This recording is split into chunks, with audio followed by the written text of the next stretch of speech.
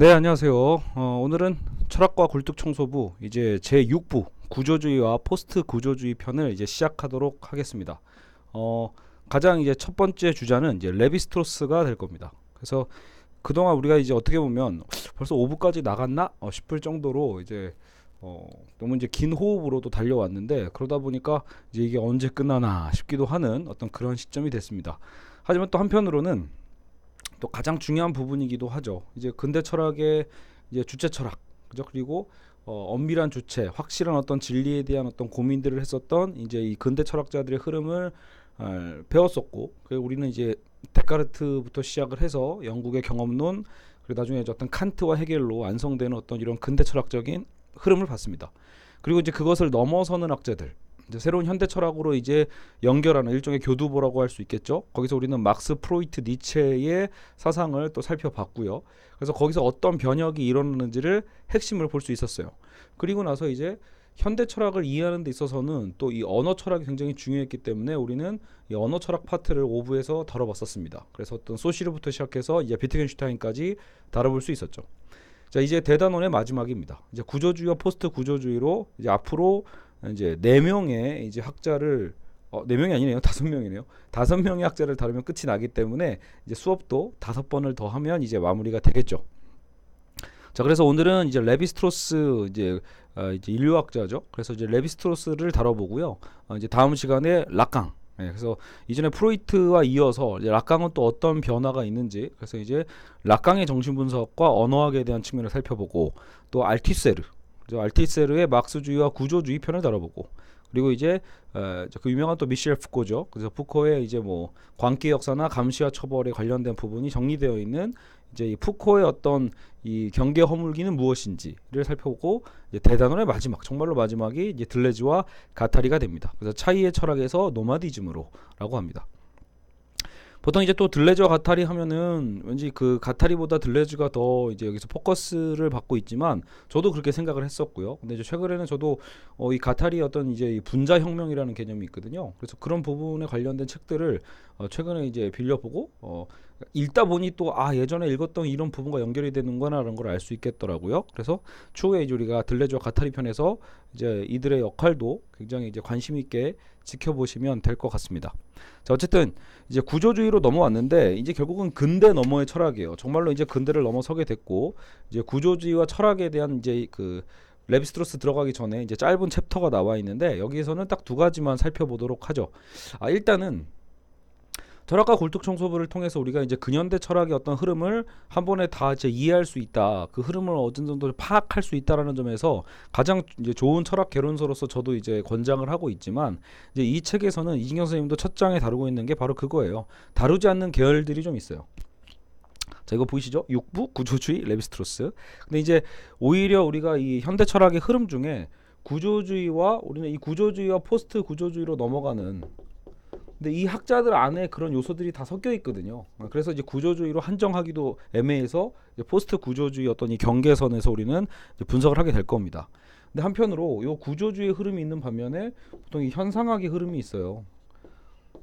그래서 현상학의 보통 후설로 보통 주자를 시작해서 후설과 어쨌든 뭐 하이데거, 어떤 이런 개념, 이 계열 쪽에 대한 부분이 이 책에는 나오지 않습니다. 그래서 혹시라도 여기에 기대를 갖고 계신 분들은 물론 안 나타나서 실망할 수도 있겠죠. 그리고 이 하이데거 이후로 어떻게 보면 또 실존주의 흐름 같은 게 나오거든요. 그래서 사르트르나 뭐 까미나 아니면 칼 야스퍼스에 관련된 이제 실존주의 철학에 대한 흐름도 여기선 나오지 않습니다. 알겠죠? 그리고 이제 보통 이제 영미 철학이라고 하는 어떤 뭐 실용주의나 혹은 독일의 예, 비판 비판 철학이라고 하죠. 근데 여기서 뭐라고 하죠? 프랑크푸르트 학파라고 하거든요. 프랑크푸르트 학파라고 하는 그 아도르노, 그죠? 호르크하이머의 어떤 계몽의 변증법부터 해서 나중에 이제 하버마스 계열이 있어요. 그래서 어떤 독일 철학의 또 비판 이론 계열이 있고, 현상학의 어떤 계열이 있고, 또 실존주의로 연결되는 이런 흐름들은 철학과 굴뚝청소부에서 다루고 있지 않다.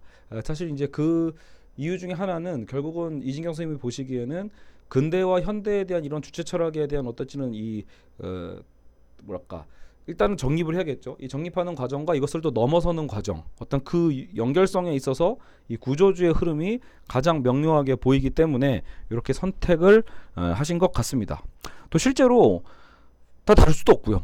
여러분 사실 이거 하나가 워낙 다 방대한 분량이고, 그래서 이걸 지금 여러분 철학과 굴뚝 청소부도 저도 어느덧 벌써 뭐 5회독이 넘어간 것 같아요. 5, 6회독이 넘어갔는데 읽으면 읽을수록 아 그래 이게 정말로 많은 게 압축되어 있구나라는 생각이 들어요. 그러니까 압축되어 있는 만큼 위험한 것도 많죠. 당연히 무언가 이렇게 소실될 수 있잖아요. 중요한 내용들이 빠질 수도 있고요. 그러니까 사실 그럼에도 불구하고 이렇게 과감하게 압축을 해서 그 흐름, 어쨌든 이 근대와 어떤 현대의 특히 이 주체 철학의 어떤 흐름으로 주체와 대상의 어떤 관계의 문제를 그래도 이제 하나의 줄기로 엮어내고 있는, 그래도 이제 이 이진경 선생님의 이 노력과 거기에 대한 어떤 성과가 빛나는 책이 아닐까 생각을 합니다.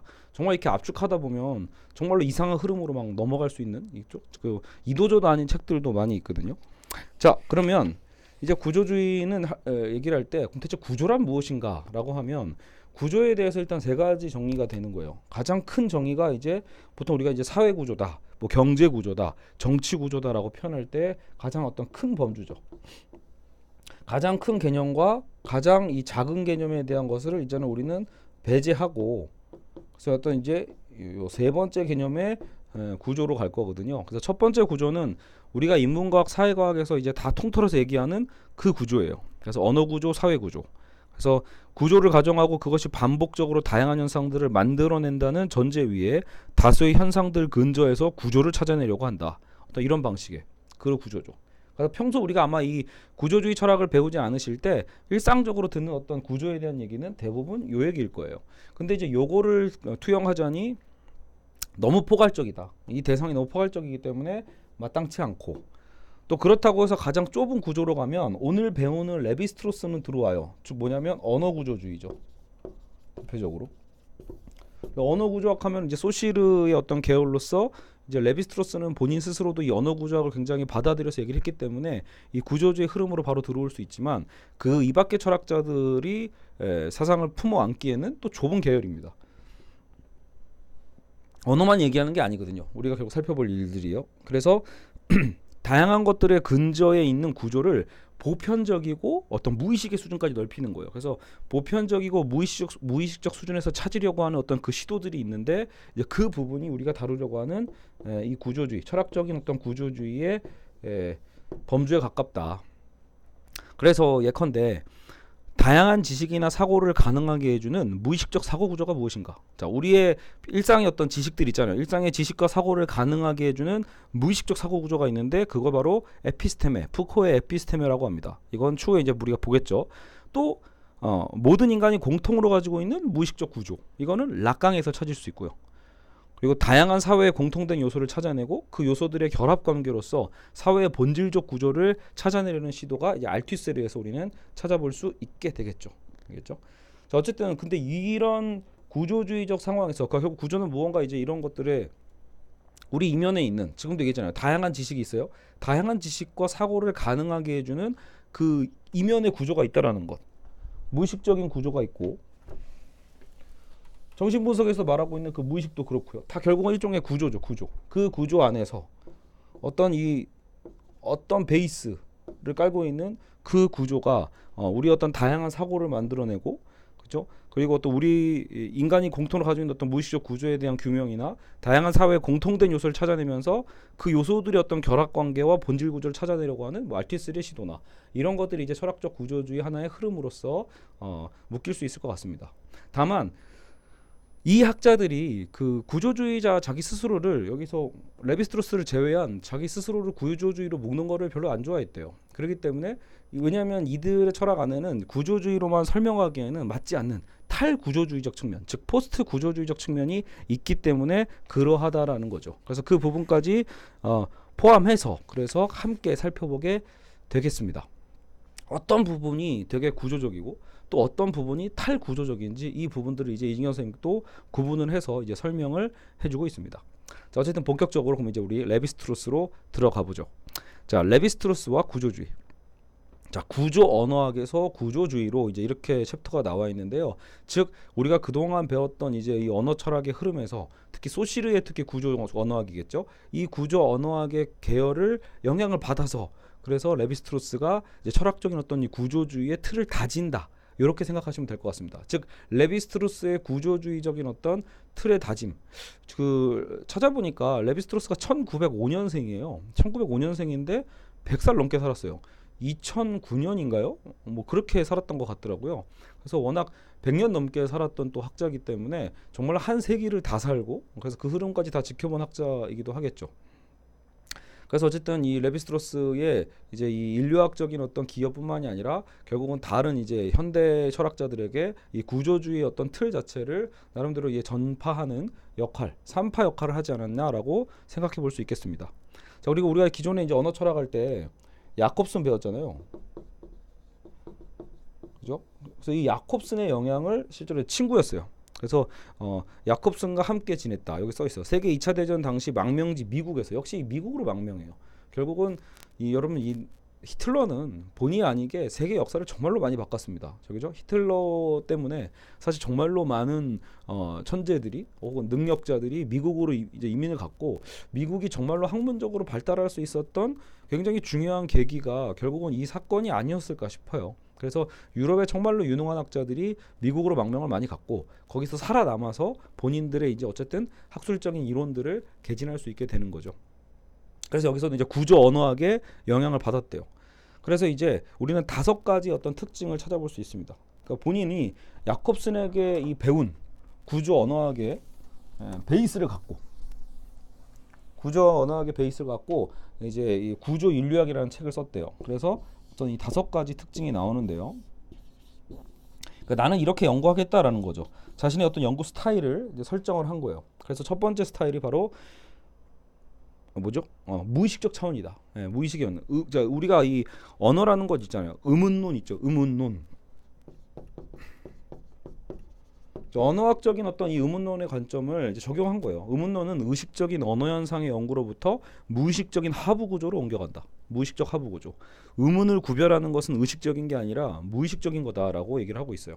그래서 레비스트로스 자신 역시 나중에 이제 친족 관계, 그 신화 이런 것들 연구하거든요. 인류학자니까. 그래서 그 친족 관계나 신화 등에 대해 어떤 무의식적 차원에서 연구를 했다라고 해서 레비스트로스의 연구에는 이 무의식의 층이, 그죠? 깊이 있는 그것을 갖고 있고요. 두 번째는 바로 관계입니다. 관계 분석. 우리 그 소시르의 구조언어학에서도 이 차이에 대한 관계를 좀 파악을 했었잖아요. 그러니까 이 자체에 대한 정의가 아니라 그러니까 독립된 실체로서 각각의 항을 연구하는 게 아니라 각각의 항의 그 관계에서 이제 연구를 하는 거죠. 항과 항의 관계를 분석의 기초로 삼아야 된다고 봤고, 그러니까 언어학적으로도 음소 하나하나만으로는 그게 무슨 말인지 알 수 없거든요. 그죠? 여기서도 이제 예를 들어 방이라는 말이 있을 때 음소 우문이라는 건 우리는 이것도 일종의 합쳐진 거잖아요. 그렇죠? 비읍이냐, 피읍이냐, 미음이냐 이런 어떤 관계 속에서 자기 소리를 얻는다. 실제 소리도 다른 소리와의 대비를 통해서 구별이 되는 거다. 따라서 중요한 건 개개의 항이 아니라 그 항들 간의 관계에 있다라고 해서 결국은 이 관계성에 대해서 중시하게 됩니다. 세 번째는 의문론은 체계의 개념을 도입한다라고 해서 이 체계를 이룬다는 말은 사실 여기서 우리가 지금 보는 바로 이 구조에 대한 개념을 파악하겠다라는 거예요. 구조. 그리고 넷째, 일반적인 법칙의 발견을 목적으로 한다. 자, 일반 법칙. 결국 레비스트로스는 나름대로 이제 학문적인 어떤 그저 그래도 이 뭐랄까 야망이랄까요? 제가 보기엔 그런 게 좀 느껴지는 것 같아요. 그러니까 정말로 학자로서 그런 욕심이 생기지 않을까. 전 인류를 아우르는 어떤 보편 법칙에 대한 발견. 예. 그러니까 특히 좀 이따 보면 알겠지만 어떤 예를 들어 우리 칸트 같은 경우에는 어떤 선험적 주체에 대한 것을 철학적으로 이제 규명하려고 하지만 그것은 경험적인 어떤 증명이 아니잖아요. 선험적 주체라는 것은 사실 이제 이성적인 어떤 연구 방법이라면 나중에 레비스트로스는 인류학자니까 자기가 직접 경험을 하면서 관찰해야 돼요. 근데 이 경험 관찰을 통해서 어떤 일반 법칙을 찾겠다라는 거거든요. 그래서 의문론이 일반 법칙의 발견을 목적으로 하듯이 그죠? 본인도 그렇게 하겠다는 거예요. 경험적인 것에서 일반 법칙의 징후를 찾아내고 그것들을 하나의 체계로 구성함으로써 법칙에 도달하겠다라고 보고 있는 거죠. 저 5번을 왜 썼죠? 제가 어제 또 다른 수업하다가 아마 이 5개 개념을 얘기했었는데 여긴 4개입니다. 그래서 지금 요 4가지 이게 이제 레비스트로스의 어떤 연구 방법론에 있어서 이 4가지 틀이 있다. 무의식적이고 관계적이고 구조적이고 어떤 일반 법칙에 대한 파악에 있다라는 거죠. 자, 그랬을 때 이러한 언어학적 방법이 다음과 같은 3가지 점에서 구조주의 형성에 근데 기여를 한다. 그래서 언어학에 그렇다면 기여의 이 3가지 점은 뭐냐? 첫 번째는 언어학은 어떠한 인간 집단도 예가 될 수 없고 분절화된 언어 활동이란 보편적인 대상을 갖고 있다. 자, 그러니까 언어학이라는 것은 어떤 인간 집단도 예외될 수 없는 모든 인간이 언어를 갖고 있으니까요. 그렇기 때문에 보편적 대상을 갖고 있다라는 것. 또 하나의 3번째 3가지 연결성이 있다라면 언어학을 그렇게 받아들인 거죠. 어떤 보편적이고, 두 번째 언어학의 연구 방법은 야만이든 문명인이든 현대인이든 고대인이든 동질적이다. 자, 그러니까 동질적인 방식이라는 것 자체는 어떤 걸 이제 구분 지을 때 꼭 우리가 지금 나중에 이제 오늘 수업의 결론이기도 해요. 서구와 동양 어떤 문명과 야만이라고 이미 이원화하고 끊임없이 어떤 분류하고 있었던 이 당시에 결국 레비스트로스가 발견한 것은 그게 아니라는 거예요. 일종의 동질성을 발견하는 거죠. 그래서 언어의 어떤 특성의 방법으로 동질성을 찾는 거고, 또 하나는 과학적이에요. 그런데 그것이 그냥 대충 짐작으로 때려 맞히는 어떤 그런 학문적 틀이 아니라는 거죠. 분명히 철저한 어떤 과학성, 언어학의 방법이 인문사회과학에 비해 훨씬 폭넓은 보편성과 엄격한 과학성을 지닌다고 봤는데 이런 것들을 본인도 적용하겠다. 자기는 그래서 보편적이고 동질적이고 과학적인 것을 자기 연구 영역에서 추진하겠다라고 본 겁니다. 됐죠? 그러니까 이 레비스트로스의 어쨌든 이 포부를 우리가 여기서 살펴볼 수 있는 거예요. 그러니까 이 사람의 목적은 뭐 그때 달라요라는 어떤 그런 개념보다도, 그러니까 일단은 요 자체만으로 봤을 때는 뭐 이렇게 뭐랄까요? 되게 탈근대적인 느낌이라기보다는 되려 어떤 정말로 보편적인 틀을 찾고 싶은 거 아니에요. 되려 근대적인 측면이 있죠. 그러니까 어떤 진리를 찾고자 하는 거죠. 사실상 어떤 진리냐? 말 그대로 이것을 모든 것을 아우를 수 있는 언어학적인 틀을 통해서 결국은 모든 것을 아우를 수 있는 어떤 보편적인 그리고 동편적이고 동질적인 어떤 그런 구조를 찾겠다라는 포부잖아요. 그럼 대체 그것을 이제 자 이건 연구 방법이었으니까요. 뭘 연구할 거냐 대체. 그래서 뭐를 어떤 대상으로 할 것인가라고 할 때 그것은 이제 어떤 문화에 모든 문화예요. 그냥 문화가 아니라 특수 문화가 아니라 정말로 모든 문화라고 확신할 수 있는 거죠. 모든 문화의 이 공통된 질서가 무엇인가. 모든 문화에 포함되어 있는 것. 그래서 공통된 보편적 질서를 현대 사회가 됐든 고대 사회가 됐든 동양이든 서양이든, 그러니까 여러분 어때요? 공간적이고 시간적 개념을 다 아우를 수 있는 보편적인, 이거야말로 진리 아니겠어요? 어떻게 보면 학자로서 추구할 만한, 추구해보고 싶은 그런 욕심이 있겠죠. 다 아우를 수 있는 게 뭘까? 이걸 고민해 보면서 이제 사회 인류학의 길에 들어서게 되는 거죠. 그래서 이제 사회 인류학을 선택함으로써 모든 문화의 공통된 질서가 뭐고, 그렇죠? 그래서 심층 구조가 무엇인지에 대해서 이제 레비스트로스는 이제 자신의 연구를 시작하게 되는 거죠. 자, 그래서 그것을 가능하게 해주는 공통된 보편적 사고 구조가 인간에게 있으리라고 생각하는 것. 그래서 어떤 일종의 사회적 무의식이고 구조적 무의식에 대해서 살펴보고 싶었던 거예요. 결국 그는 사회 인류학이랑 경험적 연구를 통해, 자 아까도 얘기했지만 이성이 아니에요. 뭐 연역하는 방식이라기보다는 경험적 방식이죠. 우리가 이미 그 영국의 경험론자의 어떤 논쟁들을 살펴봤잖아요. 그러니까 경험론의 일종의 장점이라고도 볼 수 있는 것처럼 레비스트로스는 직접 결국 인류학적 연구를 통해서 각 부족과 각 어떤 문화에 대한 어쨌든 확인을 하는 거죠. 경험적으로. 경험적 연구를 통해서 인간이 공유하고 있는 이성을, 그리고 인간이 진리에 도달할 수 있게 해줄 수 있는 무의식적 기초를 찾아내려고 했다. 그래서 경험적 연구를 통해 이성의 선험적 구조를 찾으려고 했으니 이런 한에서 이는 선험적 주체를 구성하려는 어떤 칸트의 노력과도 비슷하다. 알겠죠? 칸트도 선험적 주체라는 어쨌든 우리 인간 모두를 포괄할 수 있는 어쨌든 주체, 그죠? 보편적 주체를 찾았잖아요. 그러니까 그런 노력과 비슷하다고 볼 수 있는 거죠.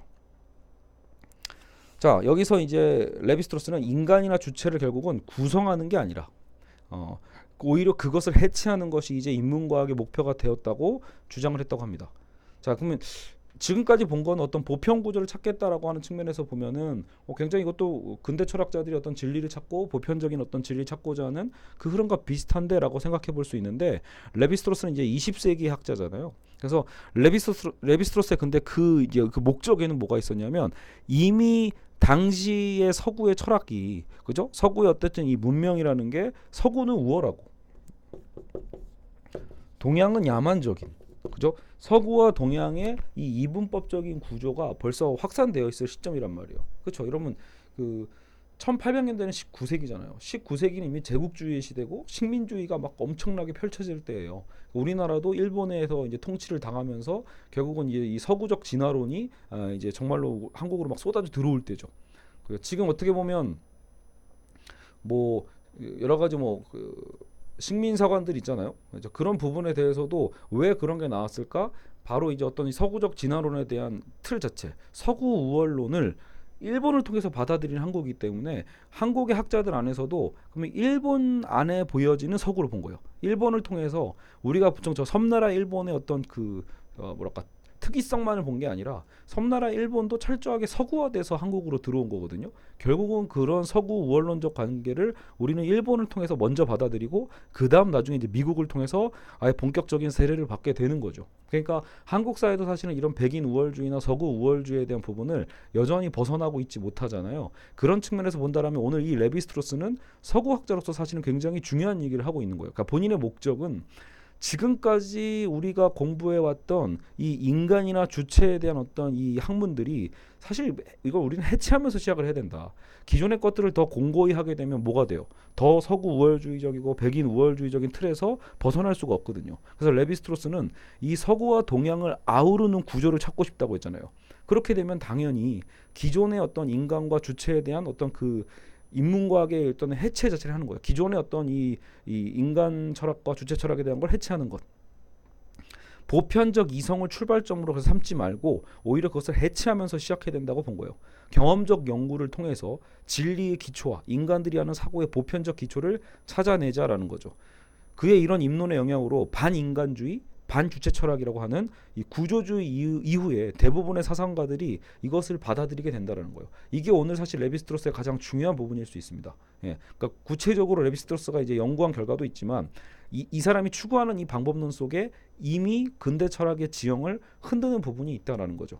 그래서 결국은 현대하면 인간의 죽음이다, 주체의 죽음이다 이런 어떤 선언들이 쏟아져 나오게 되는 게 바로 이 레비스트로스의 영향이 있다. 또 한편으로는 여기서 보면 사르트르의 역사주의를 비판했다라고 나오는데 그건 뭐냐면 역사란 그것을 사고하고 쓰는 사람들에 의해 취사 선택된 것에 불과하기 때문에 객관적이고 과학적인 것이 아니라고 이제 레비스트로스는 비판하면서 아까도 얘기했지만 시간을 넘어서는 그런 방법에서 또 고민을 했었고 그러니까 결국은 이 시간적인 어떤 취사 선택의 방식으로 이제 그 상대화하는 방식이 아니라 구조주의는 어떤 대상이 갖는 요소들을 상호 관계 속에서 체계화하는 것이니까요. 그래서 객관적인 어떤 측면의 자기 연구 방법이 더 의미가 있다라고 얘기를 했던 거죠. 자, 그래서 두 개의 보편적 질서를 결국은 레비스트로스가 어쨌든 찾아냅니다. 자, 그러니까 레비스트로스 우리가 뭐 포부, 기획 이런 건 이제 알았잖아요. 그러면 대체 레비스트로스가 그래서 하고 싶은 게 뭐냐? 그래서 뭘 발견했냐? 너 사회 인류학해서 그래서 뭘 발견했는데? 라고 했을 때 하나가 바로 이 근친상간 금지입니다. 자, 그래서 경험적 연구를 통해 그가 도달한 것, 즉 모든 인간에게 공통된 무의식 기초라는 거예요. 그러니까 갑자기 여러분 뭐 근친상간은 금지해야지라는 어떤 우리가 보편적인 어떤 이런 생각이 있잖아요. 그러니까 뭐 그걸 알긴 알겠는데 딱 보자마자 이게 엄청 대단하다 이런 생각이 또 안 들 수도 있어요. 그래? 이거 찾아낸 거야? 뭐 이런 생각을 하시는 분들도 있더라고요. 근데 어쨌든 곰곰이 생각해 보자라는 거예요. 이제 레비스트로스가 고민할 때 그리고 그냥 단순히 머릿속으로 여러분 지금 저처럼 뭐 관념적으로 고민해서 이거구나 이렇게 생각한 게 아닐 거 아니에요. 인류학자로서 결국은 수많은 어쨌든 연구 자료를 봤을 거고 그랬을 때 진짜 이거는 다 있네 뭐 이런 걸 수도 있겠죠. 그래서 근친상간금치라는 규칙은 모든 인간에게 공통된 무의식적 기초다. 예. 무의식적. 그러니까 이거는 결국은 의식화된 거라기보다는 그 이면에서부터 이미 하면 안 되는 것. 그래서 요게 뭐냐면 인간이 자연에서 문화로 넘어가는 어떤 일종의 기점이라고 본 거예요. 그러니까 어떤 야생에서 어떤 문화로 넘어가는, 그죠? 우리는 어때요? 사회적 존재잖아요. 우리 인간의 문명이라는 것은 어떤 사회적 개념이고 결국은 이 자연과 문화를 구별해주는 어떤 지표로서 여기에 있다라는 거예요. 그래서 여기 보면 이제 이런 얘기가 좀 나와요. 친족 관계의 기본 구조라는 어떤 이 책에서 첫 번째 장에 자연과 문화를 주제로 다루고 있는데 규칙과 보편성을 대비시켜서 정의를 한다.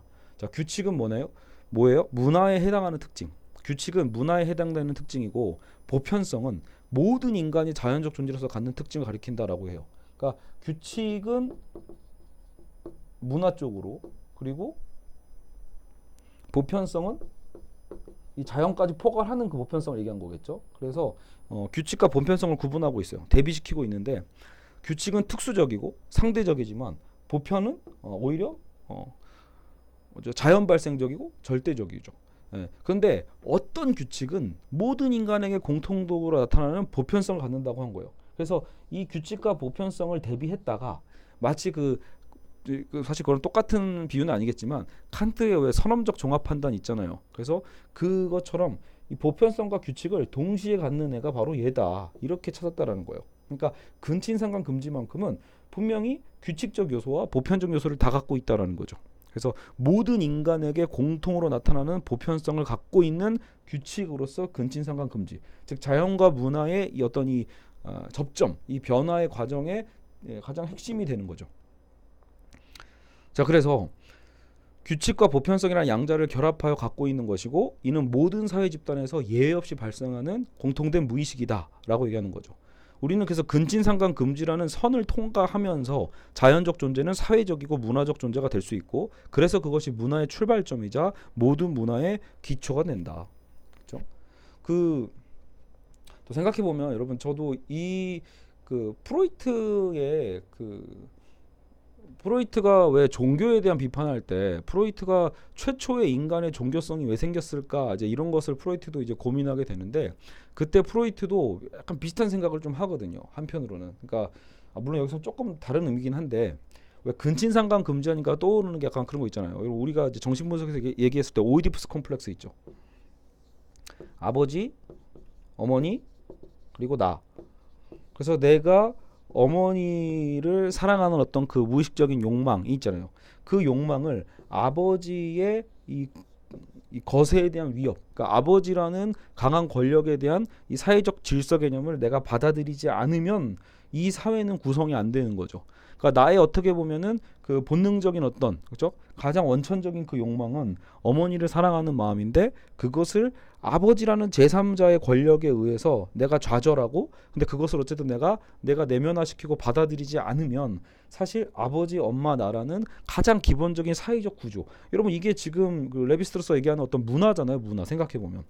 그러니까 요게 가장 가족 구조의 기본이라고 볼 수도 있거든요. 정신분석에서도. 그러니까 이 오이디푸스 컴플렉스를 그러니까 통과한 자만이 이것을 받아들여야 우리는 가족을 형성하고 사회 속에서 활동할 수 있다라는 것을 정신분석에서도 이 구조를 얘기하고 있거든요.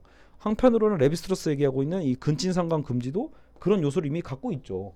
내가 엄마를 사랑한다는 그 마음 자체도 이 근친상간이잖아요. 그러니까 그 부분에 대한 금지가 여기서 좀 통하는 부분이 있죠. 그러니까 정신분석에서 얘기하고 있는 그 가장 그 무의식이었던 골격이라고 할 수 있는 오이디푸스 컴플렉스랑 레비스트로스의 근친상간 금지는 이 외면적으로 봤을 때 통하는 부분이 있어 보인다. 그죠?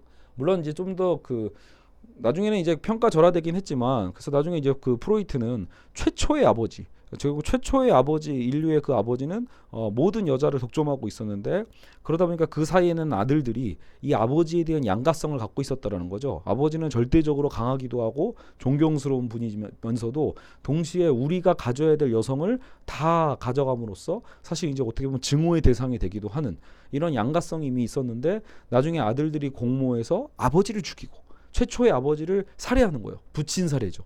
아버지를 살해해서 거기서 이제 그 아버지의 인육을 먹고 그리고 나서 이제 자신들이 여성들을 나눠 갖기 시작한 거죠. 그게 어떻게 보면 또 인류의 시작점이라고도 보는 좀 얼토당토 않아 보이지만 어쨌든 저기 프로이트는 이런 얘기를 했어요. 그리고 근데 그 얘기를 굳이 프로이트도 왜 이렇게 이런 상상을 했냐? 거기에 뭐가 있다? 결국은 죄책이 처음으로 심겨졌다는 거죠. 인간들 모든 이 보편적인 마음에 왜 죄책이 있을까라고 했을 때 그 죄책감이 시작점을 바로 그런 식으로 생각했던 거예요.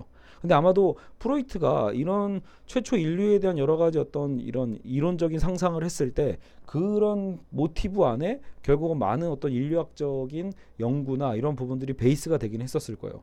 단지 그게 이제 정말로 학술적으로 의미가 있는지 없는지에 대해서 규명이 정확히 안 된 상태였기 때문에 프로이트가 이런 이론을 제기했을 때 흥미롭긴 한데 사실 그것의 타당성은 떨어진다는 얘기들이 많이 들었죠. 그래서 어쨌든 프로이트는 그렇게 인간의 죄책감들이 생겨놓은 거고 그 죄책감을 덜어주기 위해서 종교가 파생된 거다. 뭐 이런 얘기들을 하게 됩니다. 하지만 오늘 우리는 레비스트로스 편이기 때문에 프로이트 얘기는 여기까지. 알겠죠? 다음 시간에 우리가 락강하면서 다시 얘기할 틈이 있겠죠. 자, 어쨌든 지금 이 근친상간 금지는 자연에서 문화로 넘어가는 하나의 어쨌든 이 기점이 된다고 했잖아요. 그리고 이 안에서 우리는 허용과 금지에 대한 이 양면성을 다 갖게 되는 거예요. 그러니까 요건 안 되지만 금지된 부분이 있는 만큼 역으로 요건 금지되어 있지만 우리는 그래서 혼인이란 제도를 통해서 허용을 받는 거죠. 결국은 요것을 받아들임으로써 우리는 사회적 관계 안에서 허용된 어떤 자유의 영역이 생기게 됩니다. 이런 것들이 동물적 세계와 대비되는 부분인 거죠. 그래서 결혼을 매개로 이루어지는 인간관계가 어떤 보편적 특징을 갖고 있지 않겠냐라고 해서 이제 이 친족 구조에 대해서도 레비스트로스는 구체적으로 연구를 하게 되는 거죠. 그리고 결혼이란 근친혼 금지의 기초 위에서 여자의 교환으로 맺는 인간관계로 파악을 하고 있어요. 그래서 두 개의 집단이 여자를 주고받음으로써 친족 관계를 형성하게 된다는 것. 그래서 이 친족 관계가 곧 사회 구조의 기초가 되고 사회 구조는 이러한 친족 관계와 동형적이다. 알겠죠? 그래서 동질적인 측면을 갖고 있다라는 거죠. 동일한 형태를 띠고 있는 거예요. 이런 식으로 이제 인류학적인 연구를 하게 되는 거죠. 근친상간 금지에서 시작해서 결국 어떤 이제 가족을 형성하게 되면 거기서 이제 여자와 여자와의 어떤 교환이 이제 어떤 친족 간의 어떤 구조를 만들어낸다라고 본 거예요. 그래서 이 친족 구조의 어떤 구체적인 얘기들 그 구조가 어떤 특성을 만들어낸다라는 증명으로서 여기서 무슨 두 개의 부족을 대비해가지고 이제 뭐 아빠 엄마 나와의 관계 플러스 아빠 엄마 나와의 관계 플러스 어머니 쪽의 어떤 외삼촌과의 어떤 이 관계까지 해서 요게 어머니와 외삼촌 간의 관계가 친밀하냐 아니면 엄격하냐 어떤 그 차이에 따라서 이 내부적인 관계도 영향을 고스란히 받는다라는 부분이 있거든요. 그래서 이 부분에 대한 내용은 있는데 이건 그냥 여러분이 한번 참고해서 그냥 읽어보시면 될 문제인 것 같아요. 이 구체성으로 들어간다고 해서 우리가 이제 더 많은 걸 알 수 있는 건 아니고요. 전체적인 틀, 이 친족 구조 관계를 통해서 그 사회 문화의 어떤 우리는 그냥 구조적인 게 뭐예요? 결국은 나는 내가 되게 자유롭게 판단하고 혹은 뭐 나는 왜 아버지와의 관계가 이렇게 서먹서먹할까? 혹은 우리 집은 아버지랑 굉장히 친근한데 이런 어떤 차이, 친족 관계의 어떤 차이 있잖아요. 대비적 차이가 왜 발생한다? 친족의 구조 차이라고도 보고 있는 거죠. 어쨌든 그것이 영향을 미친다라는 얘기로서 이 친족관계 얘기가 나와 있는데 그건 거기까지만 보면 될 것 같습니다. 자, 이처럼 레비스트로스는 인간의 보편적이고 선험적인 무의식을 기초로 친족관계의 보편적 구조를 찾아냈고 이로써 사회구조 전반을 관통하는 보편적 사회질서를 찾아냈다고 봅니다. 자, 다음으로 아까 첫 번째가 이거였잖아요. 근친상간 금지. 자, 두 번째는 바로 야성적 사고입니다.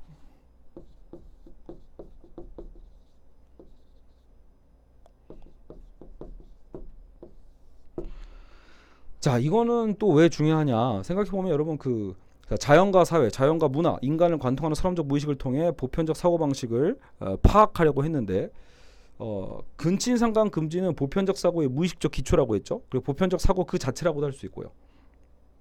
여기서 레비스토스가 주목하는 것은 원주민들에게서 흔히 볼 수 있는 이 사유방식이에요. 그러니까 원주민들의 이 사유방식이 보통 우리는 그냥 뭐 마술적이고 주술적이니까 바로 뭐로 연결해요? 뭔가 이거는 미개하다. 그리고 혹시 이거는 뭔가 좀 뒤떨어져 있다. 이런 생각으로 연결을 하거든요. 근데 레비스트로스는 이것을 깨버리는 거예요.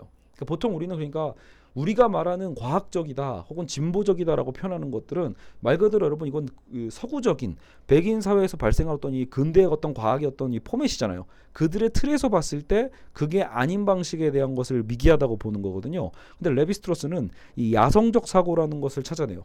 마술적 주술적이라고 불리는 이 사고 방식이 기본적으로 깔려 있는데 오랜 세월에 걸쳐 반복 지속적으로 자연을 관찰한 결과 생긴 사고 방식이라는 거예요.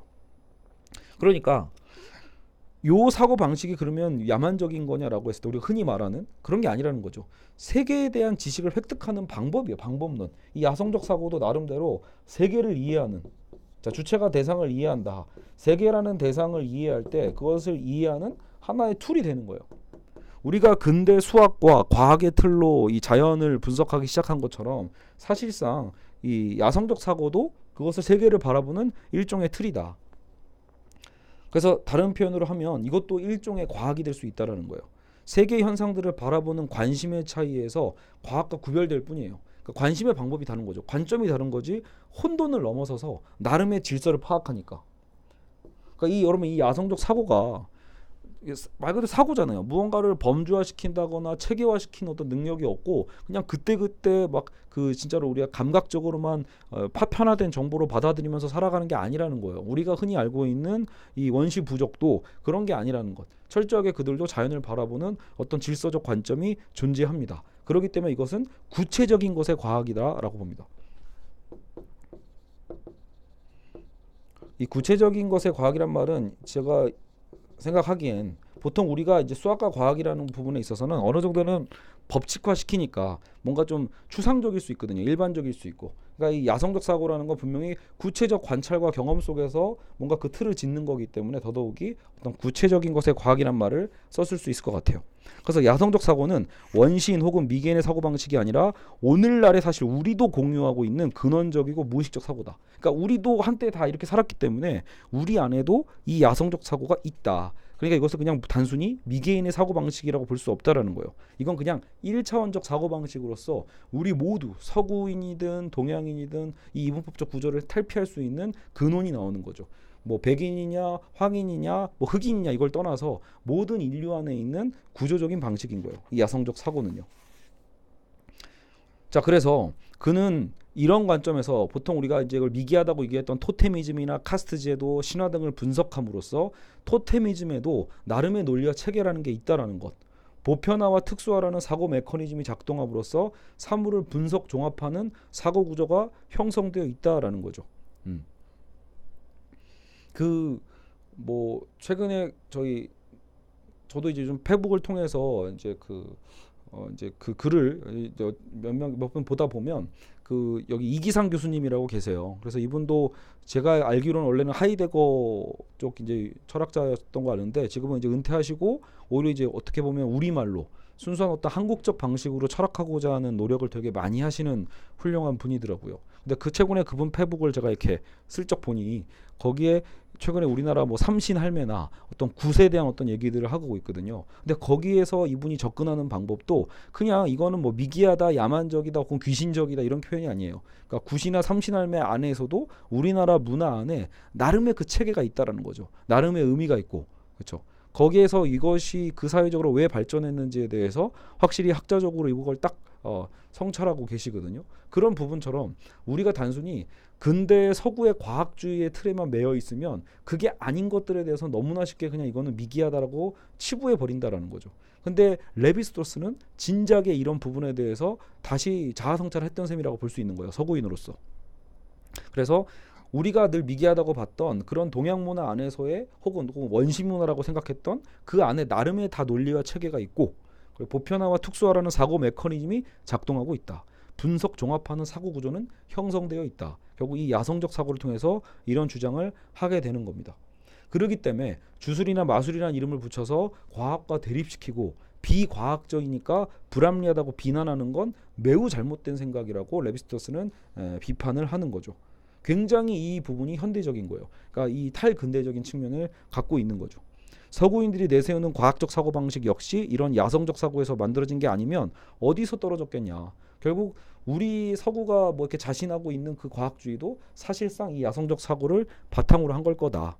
자연과 인간, 물질과 정신을 이어주는 매듭이고 자연에 기초한 무의식적 사유다. 그것은 모든 인간의 공통된 선험적 사고 구조요 보편적 사고 질서를 뜻하는 것이라 하겠습니다. 그래서 이것이 바로 구조적 무의식이고 사회적 무의식이다. 그래서 이 두 가지 근친상간 금지의 어떤 이 인류의 출발점과 이 야성적 사고의 이 모든 베이스가 결국 전 세계의 서구든 동양이든 백인이든 뭐 문명이든 야만이든 이런 구분을 넘어서는 측면을 갖고 있다.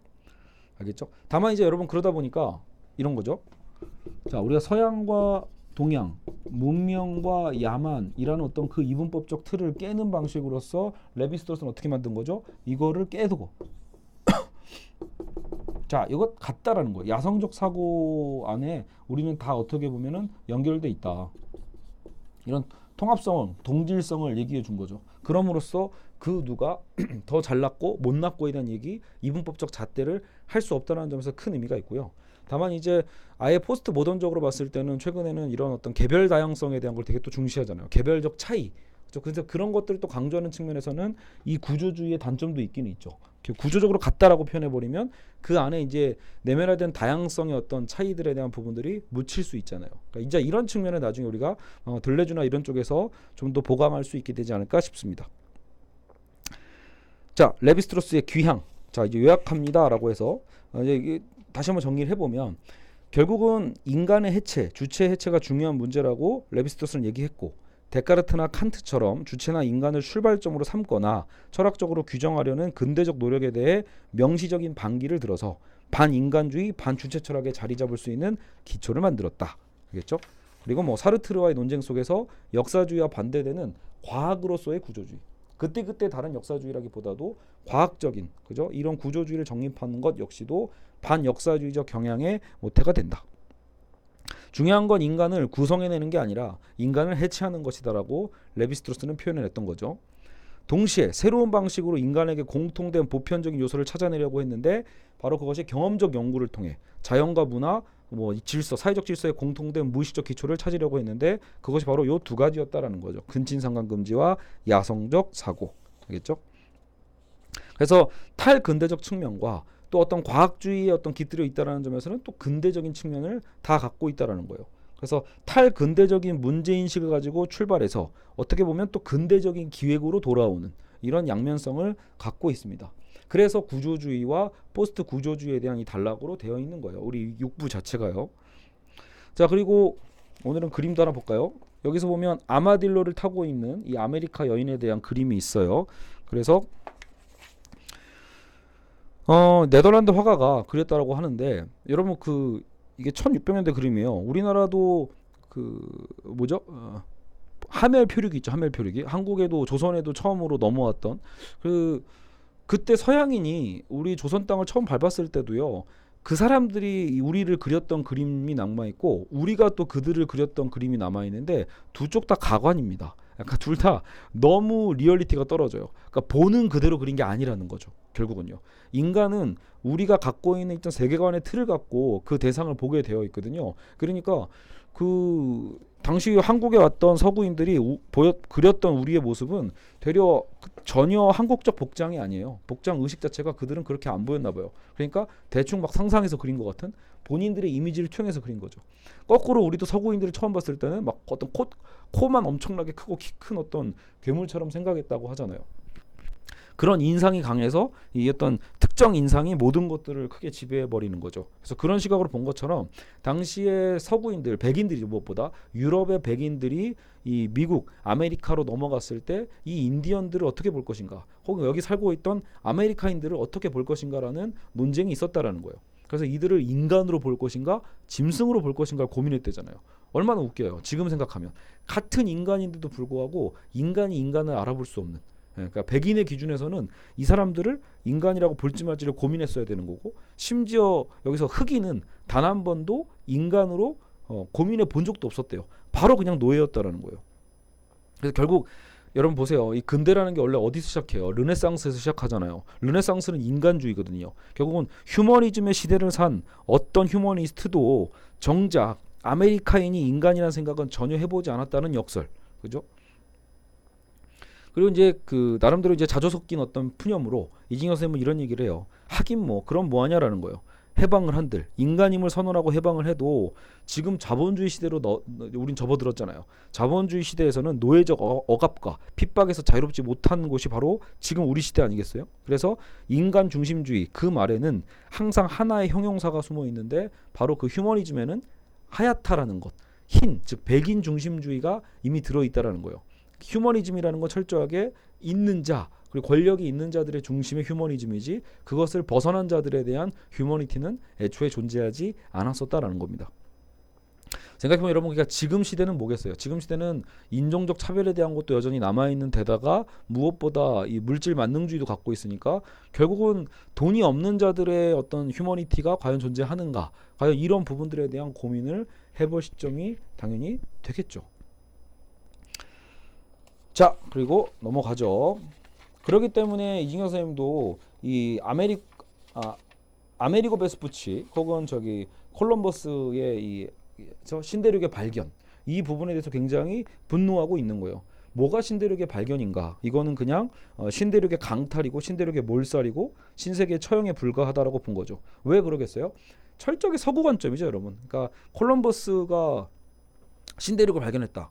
그리고 아메리코 베스푸치가 먼저 발견했다. 뭐 이걸 떠나서 먼저 발견하든 말든 그거는 철저하게 유럽의 관점인 거죠. 그러니까 유럽 중심의 서양 역사에서 봤을 때 의미가 있는 거지. 정작 그 당시에 이미 아메리카에 살고 있었잖아요. 저 북미든 남미든 간에 그 유명한 아스텍 문명이나 잉카 문명 이런 애들 다 거기 살았잖아요. 인디언들도 거기 다 살고 있었고 이미. 그러니까 사실 이거는 철저하게 백인주의 역사관에서만 드러나는 폭력인 거죠. 그러니까 그들의 입장, 원래 원주민들의 입장에서는 있었던 자기 땅을 빼앗긴 거고 빼앗긴 정도가 아니라 90%를 몰살해 버리잖아요.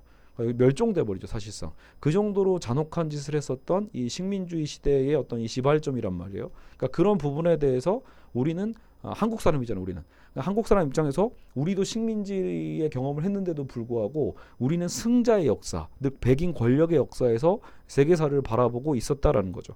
그런 거에 대한 반성을 해주는 가장 중요한 기폭제로서 여러분 레비스트로스의 오늘의 이 내용이 의미가 있다라는 거예요. 그렇죠. 예. 예를 들어 여러분 제가 지금 이제 40대 들어가는데 저희 어렸을 때 위인전이나 어떤 이런 세계 역사 공부해 보면요 다 백인 중심이라는 걸 알 수 있죠. 이제 알게 되는 거잖아요. 한국 사회는 무려 100년이 지나서 2019년 지금 이 시점이 돼야 우리는 이 백인 우월주의 문제점에 대해서 성찰할 수 있게 되는 거예요. 당시에 시대적인 보편 교육은 여전히 뭐 강대국 중심주의고 서구 중심주의고 심지어 우리 안에는 또 식민사관도 갖고 있고 그래서 여전히 친일적 개념에 대해서 은근히 일본을 찬양하는 사람들도 남아 있고 그 결국은 맨날 민족주의가 중요하다 한국 정신 뭐 독립 정신이 중요하다 얘기하지만 정작 정말 주체적인 이 나에 대해서 개인에 대해서 혹은 우리 민족의 어떤 개별성에 대해서는 제대로 성찰을 정작 못하고 있었던 부분들이 많이 있었던 거죠. 자 그래서 레비스트로스의 이론적 작업이 근대 철학의 경계선을 정신분석학과 무의식을 연구하니까요. 사회인류학을 통해서 넘어보려 한 것이었으면 그 결과는 또 오히려 칸트적 방식으로 근대적 사고로 복귀한다. 알겠죠?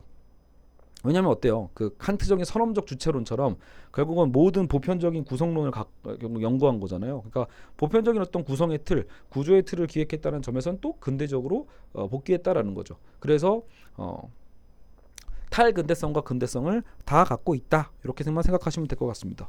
그리고 이제 마지막입니다. 과학에 대한 그의 태도도 역시 이원적이다. 정작 야성적 사고를 통해서 이제 서구의 어떤 과학주의만이 옳은 게 아니다라는 식으로 해서 이 어떻게 보면 이거잖아요. 원래는요. 불균형한 요 서구로 기울어져 있는 어떤 이 운동장을 좀 바로잡기 위한 결국은 다 같은 거야라는 개념으로 얘기하려고 꺼낸 이름인데 그러다 보니 오히려 그 주장이 세지다 보니까 이 야성적 사고를 강하게 주장하게 되는 셈이죠. 그러니까 오히려 어떤 문명과 어떤 이 야만의 어떤 구분에서 야 이런 우월주의가 문제야라고 비판하다 보니까 정작 요쪽 또 다른 극단으로 회귀하는 문제가 발생한다. 알겠죠? 대려 야성적 사고를 강조하다 보니까 오히려 어떤 이 정작 우리 쪽이란 표현이 좀 이상하네요. 지금 어떤 근대 문명이라고 얘기하고 있는 그 부분에 대한 비판이 더 너무 강해지는 거죠. 그래서 그의 입장은 서구적의 과학적 사고보다는 차라리 야성적 사고에 기울어져 있는 것 같다 이렇게 보인다는 거예요. 야성적 사고를 보편적 사고로 위치 지으려는 그의 태도에서도 한편으로는 데리다도 비판을 했대요. 이거는 결국은 자연으로 돌아가자라고 얘기하는 루소주의 아니냐. 그러니까 루소가 그런 주장을 했었잖아요. 자연으로 돌아가자. 근데 이런 부분이 어떻게 보면 그냥 무작정 자연 중심주의나 생태 중심주의로 넘어가는 것과 같이 마치 그런 야성적 사고만을 강조하는 또 다른 극단이 발생했다라는 거예요. 그래서 또 지나친 반서구가 되는 거죠. 그럼 서구 중심주의가 문제라고 해서 무조건 반서구주의가 좋은 건 아니잖아요. 그리고 과학주의가 문제였다고 해서 무조건 반과학이 중요한 게 아닌데 어쨌든 레비스트로스는 본의 아니게 본인의 주장이 반서구적이고 반과학적 경향을 읽어낼 수밖에 없게 된다라는 거예요. 알겠죠? 그래서 어떤 그런 이분법에 대한 문제점들을 생각하면서 레비스트로스의 어떤 문제를 마무리할 수 있지 않을까 싶습니다. 그래서 뭐 더 할 필요가 있나 싶어요. 이제 결국은 우리가 이걸 바탕으로 가는 거니까 우리가 이제 언어 철학부터 시작을 해서 오늘 벌써 도움을 받았죠. 언어 철학의 특성을 바탕으로 레비스트로스는 자기 친구 야콥슨의 언어학자인 야콥슨의 도움으로 그 언어학적인 구조로 자신의 학문에 적용을 했고 연구 방법론으로 그래서 그걸로 실제로 이제 이 사회 인류학을 공부를 해서 근데 이 공부는 그냥 교과서 공부가 아니잖아요. 인류학자로서 직접 자료도 찾아보고 그저 많이 탐방을 하겠죠. 그걸 통해서 찾아낸 거는 이 근친상간 금지와 야성적 사고라는 가장 두 가지 보편적인 틀을 찾아냈다. 그리고 그 찾아냄으로써 결국은 기존에 갖고 있었던 인간 중심주의나 서구 중심주의, 과학 중심주의에 대한 가족 어쨌든 구조를 흔들 수 있는 교두보를 마련한 셈입니다. 그래서 서구와 동양의 어떤 이분법과 문명과 야반의 이분법을 깨트릴 수 있는 매우 중요한 틀을 가져다 준 것도 사실이고요. 또 그러면서 당연히 우리 인류를 이해하는 데 중요한 틀을 또 보여준 거고요. 어떤 보편적 구조가 무엇인가에 대해 말이죠. 자, 그래서 오늘 이 레비스트로스 편은 여기까지 하고요. 다음 시간 이제 락강에서는 이제 이것을 다시 기존에 프로이트에서 배웠던 정신분석 그 무의식적인 부분이 언어학과 또 어떻게 연결이 돼서 펼쳐지는지 또 그때 다시 한번 새롭게 살펴보도록 하겠습니다. 네, 여러분 오늘 레비스트로스 편 여기까지만 하도록 하겠습니다. 감사합니다.